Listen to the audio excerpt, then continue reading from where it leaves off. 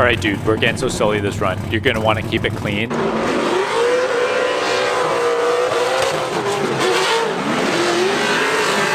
Man, he spun. Keep it clean over the line. Watch out for the fence post. It's okay, dude. Let's run it back again.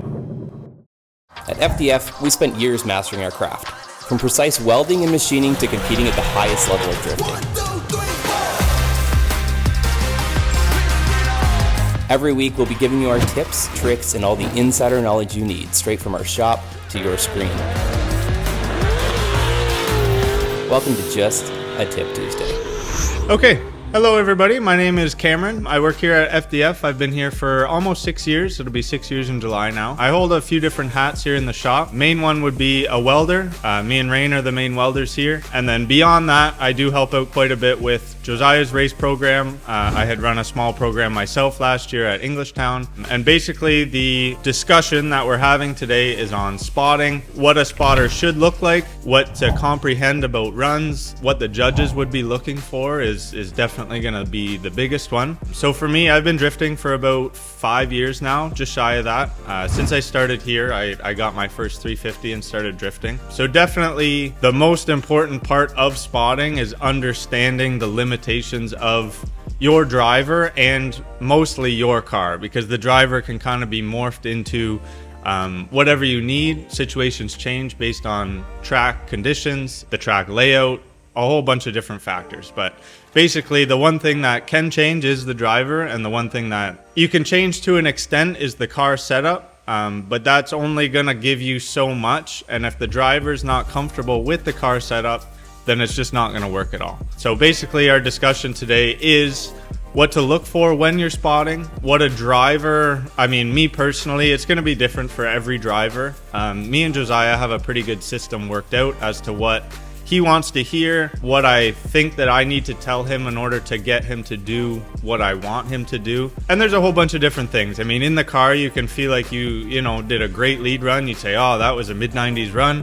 And then you watch the footage back and you realize, you know, you were a little uncommitted. You were slightly outside of a zone, missed an inner clip. There's so many different factors, again, depending from track to track, that can really alter the course of what you feel like you did versus what you actually did in a run. And even more so when you're in a battle and you have that lead and chase. Usually we qualify high enough that we will, 80% of the time I would say, we will be leading first, which depending on who you are could be an advantage or a disadvantage. I myself like to chase first, and I find that kind of sets the pace for the battle and what the other driver basically needs to come up to your level, as opposed to doing your lead first. Say your chase driver completely doored you the whole way, then you feel like you need to make up some ground. Whereas if you're the first chase driver, then you can kind of put the lead driver that you're battling against on the back of their seat. They feel like they need to come back and maybe do a little extra that they don't necessarily need to.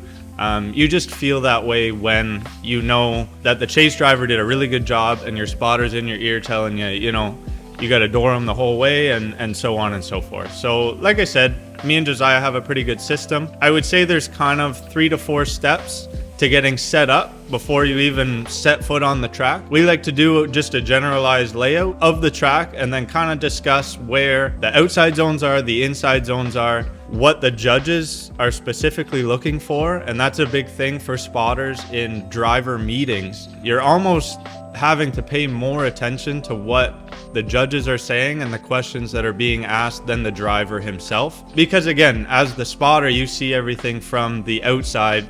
Inside the car is a whole different game. You know, you feel like you might have done really good in a zone, and then you see the footage back and you go, oh my goodness, I completely missed that, or a whole bunch of different things. So we like to set up a rough course map. I can kind of do I had a piece of paper there, but so I'll just do a quick rough drawing of Englishtown, not the road course, but we'll do the stadium course just to make it easy, because it's just a nice simple figure 8. So you leave your line, come out, outer zone here. Bad drawing, but so this would be a rough. We have a whiteboard in the trailer. So again, you come out your start line, you have your touch and go, your outer zone, your inner clip, and then your outer zone again. And basically all we're trying to do with that is identify where the car roughly needs to be during the run. So it just gives Josiah, okay, I have a touch and go on my first corner, a big outer zone on my second, and the things that we would be discussing is, when you come out, look for, at Englishtown, the first corner is kind of an off camber. It's hard to see the zone. So we always talk about it by, we say overcommitting to the corner, but in reality, all you're doing is going further than what your brain thinks you should. At tracks that we've run fairly often, like Englishtown, like clutch kickers and things like that, the layout in the trailer is not super critical, but again, it's good to always have that same reference. As a spotter, your key points or your key roles are going to be throughout practice. You're in the stands the entire time, watching every driver and car just to see what they do. Everybody does something a little bit different on entry. Everybody transitions a little bit different. At the beginning, you don't know who you're going against throughout the day. So it's really a toss-up. And that goes throughout the whole event, from practice right through. You're watching every battle. And then if you do end up going against somebody that you have a lot of notes on, you can say, he's going to do a manji entry or a feint entry, or he just goes straight in and handbrakes. And that, as a driver in the chase position, can be the difference between being on him for the first outer zone or being 20 feet off of him for the first outer zone and then having to play catch up for the rest of the run. Basically, if the driver feels lost or feels like he doesn't know what this guy's going to do or where he should have been, that immediately falls back on you as the spotter. You need to have that information readily available, and you need to be able to explain it to the driver in a way that a driver would comprehend. The general role of a spotter is take a whole bunch of notes in practice, comp, qualifying, everything like that, and then just have that information readily available for when the time comes during a battle, so on and so forth. Okay, so we can go through and watch one of Josiah's runs this year. Jack has us set up. So this was at the road course this year in Englishtown. This is Josiah going against one of our good friends from FDF, Grant Anderson. And they had a really good battle this year. I believe Kyle was spotting for him at this point in the comp, just because I was also competing. But I can kind of give you a rundown looking at it, exactly what I would have been saying to Josiah.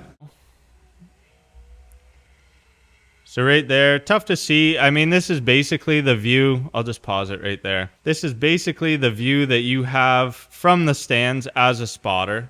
So you can see them come up and over the hill. Right when he gets to the end of that zone, you basically can't see Grant whatsoever from the smoke trail.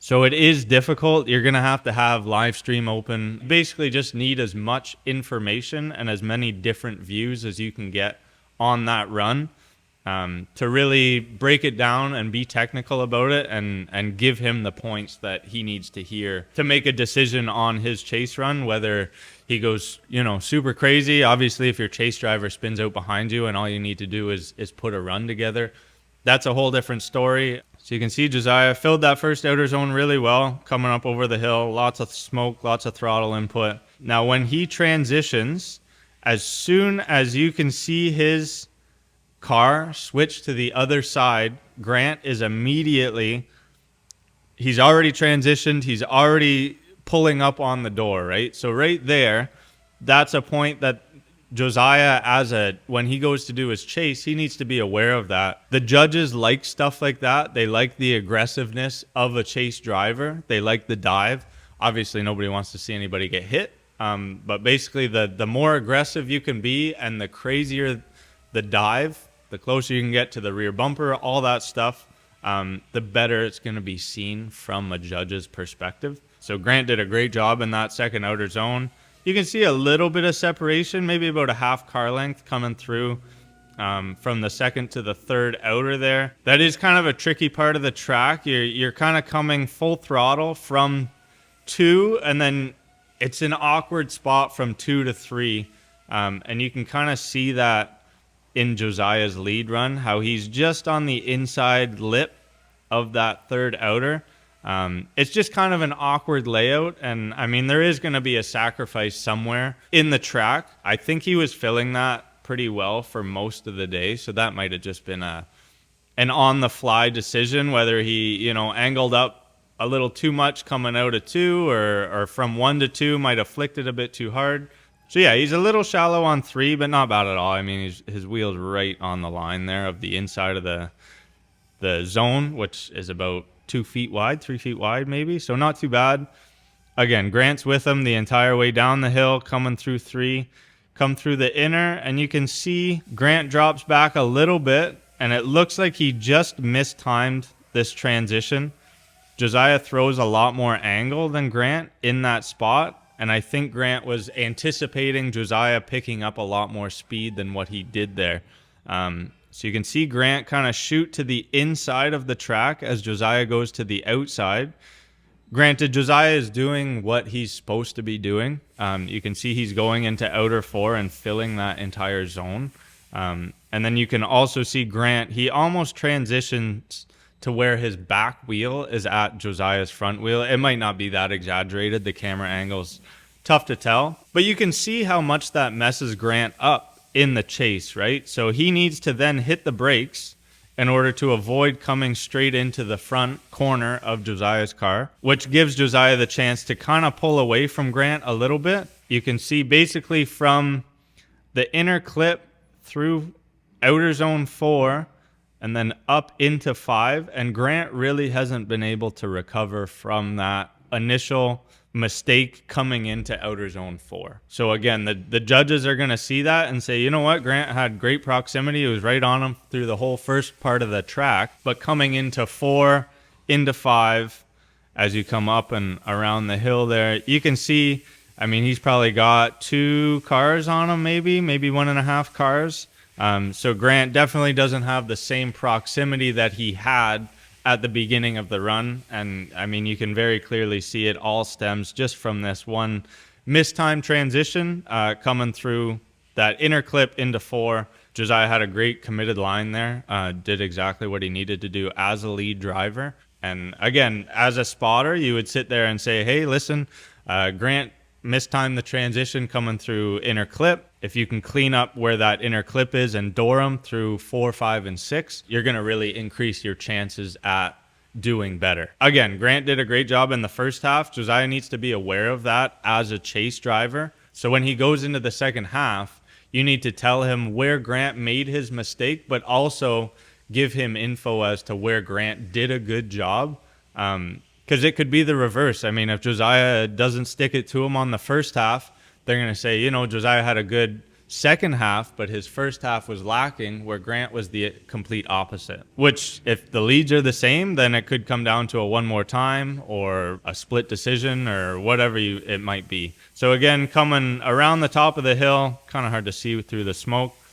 Josiah comes down, hits that touch and go box right before the wall corner really nicely. You can see his wheel. He's basically on the perfect line to hit the touch and go box and then come up into the wall. But again, you can see Grant, he's there, but he's just on a slightly different line than Josiah. And it's forcing him to make these transitions happen when the car doesn't necessarily want to. I mean, he recovered well. You can see Josiah's hits the touch and go box, gets right up into the wall. Grant's, you know, probably 6 feet, maybe more off the wall.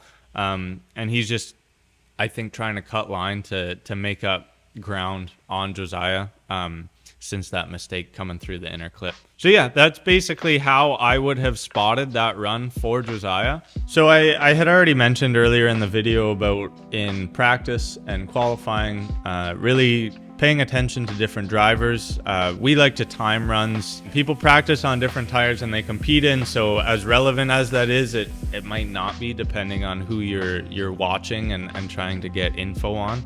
But most drivers won't become a completely different driver throughout the day, right? It's really up to the spotter to give you that information. As a driver, the only thing that you're concerned about is your lead runs, and then when you get into battles, just being on that upper foot when it comes to the chase run. But I would say don't give your driver 10 things in the first 5 runs to fix. Let him go out there, let him do the first few runs on his own, and then from there, when he comes back in and says, you know, this is how I felt, and you can kind of just bounce ideas back and forth and say, this is what I saw, and then, you know, like for me and Josiah, he'll be like, oh, I felt like I was good here, kind of missed this spot. And then we'll just have a discussion on whether I agree with him, whether I think there's somewhere else that he should focus on and he's doing fine on the part that he thinks that he's struggling with. And your driver needs to be willing to accept and say, you know what, yeah, you're right, I am making that mistake there. If you're not even finishing runs, don't even talk to your spotter. Go on the inside of the track, don't go near the walls, whatever you need to do, get a run together, and then from there, start to work your way out. There's no point in trying to run a 100-point run and writing the car off in practice just to try and get a better run. You know, people win competitions running mid-80s runs because they're not pushing the envelope. It really depends on the comp that you're in. So in conclusion, I would say to be a good spotter, a good fundamental understanding of drifting in and of itself, a good understanding of what the judges are going to be looking for in a run and how heavily weighted each zone is. You can have two outer zones, one might be worth 20 points and one might be worth 15. So really just pay attention to that in your drivers meetings and listen to the judges. Like I said, as a spotter, your job at the drivers meeting is to be all ears and then ask as many questions as you can if you feel like you don't understand something or you don't know what they want in a certain area. In terms of watching chase runs and lead runs, I mean, you're gonna get used to seeing what works and what doesn't the more you spot. So if you've never spotted before, don't expect to go out there and be the best of the best right off the hop. There's going to be a big learning curve for you, and there's going to be a big learning curve for your driver, especially if he had a different spotter before that, you know, wasn't giving him a whole lot of information or different things like that. So yeah, that's my tips for how to spot and my personal experience in spotting. Again, I've spotted for Josiah for probably about 3 years now. Jobs are kind of changing as our race program develops and as things change. Like I said, I was running my own program last year, so I didn't get to spot for him as much. But that's just kind of a generalized spotting overview, what we discuss, what we like to look for. Feel free to ask us questions in the comments. We'll try and get back to you. And as always, like this video, subscribe to our channel, and we'll have more Tip Tuesdays coming up for a whole bunch of different stuff. So leave your comment below. Let us know what else you want to hear about us from. And yeah, thanks for watching.